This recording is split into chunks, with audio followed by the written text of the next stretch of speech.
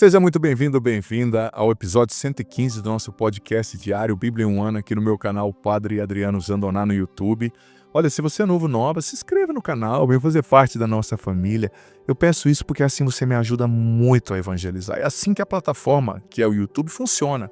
Se você se inscreve, se você deixa sua curtida, se você compartilha, o YouTube vai mostrar esse conteúdo para mais pessoas. Mas se isso não acontece, esse conteúdo vai ficar escondido, perdido no meio de milhares de coisas aqui no canal. E as pessoas, sobretudo nós católicos, gente, a gente precisa mergulhar na Sagrada Escritura.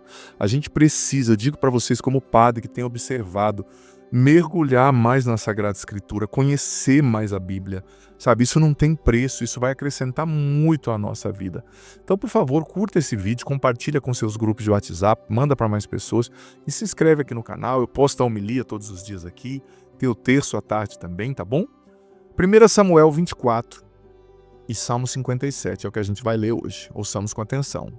1 Samuel capítulo 24. Subindo dali, veio Davi habitar nas alturas de Engade. Quando Saul voltou da perseguição aos filisteus, foi-lhe anunciado: Davi está no deserto de Engade. Tomou então 3.000 israelitas de Escol e foi em busca de Davi com sua gente nos rochedos dos cabritos monteses.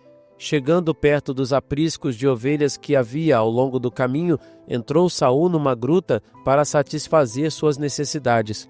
Ora, no fundo dessa mesma gruta se encontrava Davi com seus homens, os quais disseram-lhe: Eis o dia anunciado pelo Senhor, que te prometeu entregar o teu inimigo à tua discrição. Davi, arrastando-se de mansinho, cortou furtivamente a ponta do manto de Saul. E logo depois o seu coração bateu-lhe, porque tinha ousado fazer aquilo. E disse aos seus homens: Deus me guarde de jamais cometer esse crime, estendendo a mão contra o ungido do Senhor, meu Senhor, pois ele é consagrado ao Senhor. Davi conteve os seus homens com essas palavras e impediu que agredissem Saul. O rei levantou-se, deixou a gruta e prosseguiu o seu caminho. Então Davi saiu por sua vez e bradou atrás de Saul: Ó rei, meu senhor! Saul voltou-se para ver e Davi inclinou-se, prostrando-se até a terra. E disse ao rei: Por que dás ouvidos aos que te dizem: Davi procura fazer-te mal? Viste hoje com teus próprios olhos que o Senhor te entregou a mim na gruta. Meus homens insistiam comigo para que te matasse, mas eu te poupei, dizendo: Não levantarei a mão contra o meu senhor, porque é o ungido do Senhor. Olha, meu pai, vê a ponta de teu manto em minha mão. Se eu cortei este pano de teu manto e não te matei, reconhece que não há perversidade nem revolta em mim. Jamais pequei contra ti, e tu procuras matar-me. Que o Senhor julgue entre mim e ti. O Senhor me vingará de ti, mas eu não levantarei minha mão contra ti. O mal vem dos malvados, como diz o provérbio, por isso não te tocará a minha mão. Afinal, contra quem saiu o rei de Israel? A quem persegues? Um cão morto? Uma pulga? Pois bem, o Senhor julgará e pronunciará entre mim e ti. Que ele olhe e defenda a minha causa, fazendo-me justiça contra ti. Acabando de falar, Saul disse-lhe: É esta a tua voz, ó meu filho Davi? E pôs-se a chorar. Tu és mais justo do que eu, replicou ele. Fizeste-me bem pelo mal que te fiz. Provaste hoje a tua bondade para comigo, pois o Senhor tinha-me entregue a ti e não me mataste. Qual é o homem que, encontrando seu inimigo, deixa-o ir embora tranquilamente? Que o Senhor te recompense o que hoje me deste. Agora sei que serás rei e que nas tuas mãos será firmada a realeza. Jura-me pelo Senhor que não eliminarás a minha posteridade, nem apagarás o meu nome da casa de meu pai. Davi prestou-lhe juramento. Depois disso, Saul voltou para sua casa, e Davi com sua gente voltaram ao seu refúgio. Senhor, nós te pedimos, dai-nos um coração como o coração de Davi, que sabe reconhecer o seu lugar, que sabe que não é Deus, que não vai fazer justiça pelas próprias mãos, que sabe reconhecer os limites e deixar o julgamento nas suas mãos, que nós não sejamos juízes dos outros, porque essa não é a nossa missão. O Senhor é o juiz de todos. Glória ao Pai, ao Filho e ao Espírito Santo, como era no princípio, agora e sempre. Amém. Gente, na leitura de hoje a gente vê, né, que era a linguagem, era o jeito do Antigo Testamento dizer, né, Deus entregou o teu inimigo nas tuas mãos, né? Não é que Deus queria que Davi matasse Saul, não, tá? É porque foi a providência de Deus conduziu desse jeito, e Davi era jovem, era astuto, era um bom guerreiro, era cheio do Espírito Santo também, ele sabia se esconder, e algumas casualidades acabaram acontecendo ali a favor de Davi, né? Mas veja bem, Davi, ele não matou Golias, né? Desculpa, Saul. Ele não matou Saul, por quê? Porque ele sabia que Deus tinha escolhido e ungido Saul. Ele ainda era o rei que estava lutando para defender o povo de Israel dos inimigos, apesar dos erros dele, né? Ele sabia que Deus poderia dar e tirar o reinado para quem tirar de quem ele quisesse e dar para quem ele quisesse. Davi sabia disso.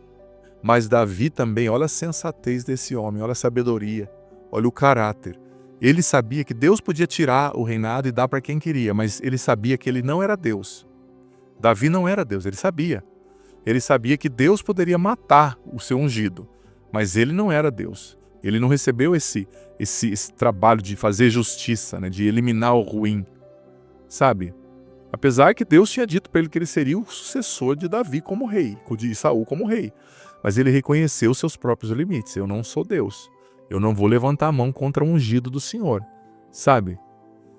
Ele poderia ter ido além dos limites da batalha que Deus tinha pedido para ele, mas ele reconheceu. E reconhecer os seus limites não é a mesma coisa que se limitar. Pelo contrário, reconhecer, isso aí não depende de mim, isso aí depende de Deus.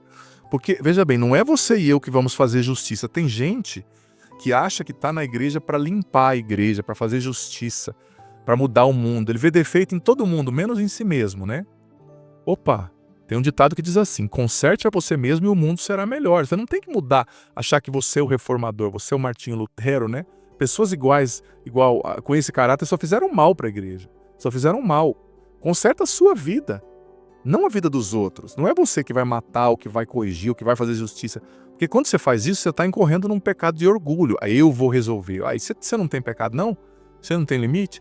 Diferentemente, se você é um bispo, você vai julgar algumas coisas mais com critérios na justiça, na humildade, na verdade, sabe?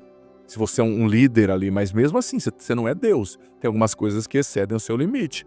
Você vai ter que deixar Deus fazer, tirar as pessoas do jeito dele, com a paciência, com o amor que ele é próprio, né? Você vê, Deus prometeu o reinado para Davi, gente, lá atrás, quando ele era um adolescente em Belém. Mas Davi teve que passar por muita coisa para a promessa de Deus se concretizar. E todas essas provações não eram punição de Deus, ao contrário, era Deus preparando Davi para o reinado, forjando o seu caráter, né? Mas Davi, ele entendeu, você lembra que lá na batalha de Seila, ele rezou, pediu a Deus: Senhor, eu devo lutar essa batalha ou não? Devo lá defender Seila dos filisteus ou não?